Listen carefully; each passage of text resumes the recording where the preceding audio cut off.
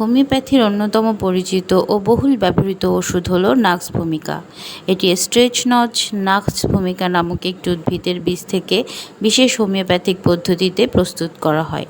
নাক্স ভূমিকা সাধারণত সেই সব ব্যক্তির জন্য বিবেচনা করা হয় যারা মানসিক চাপ, অতিরিক্ত কাজ, রাত জাগা, অনিয়মিত জীবনযাপন, অতিরিক্ত চা কফি, মশলা, ধূমপান বা মদ্যপানের কারণে বিভিন্ন শারীরিক সমস্যায় ভোগেন।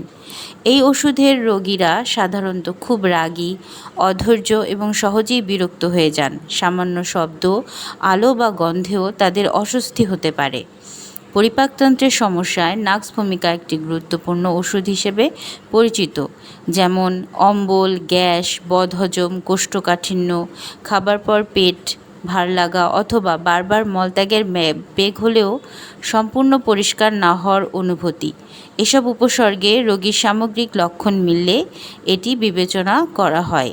এছাড়া অতিরিক্ত কাজের চাপ, মানসিক ক্লান্তি, অনিদ্রা, সকালে ঘুম থেকে উঠেও সতেজ না লাগা, মাথা ব্যথা এবং অতিরিক্ত উত্তেজনার ক্ষেত্রেও নাক্স ভূমিকা রোগীর লক্ষণ অনুযায়ী ব্যবহৃত হতে পারে।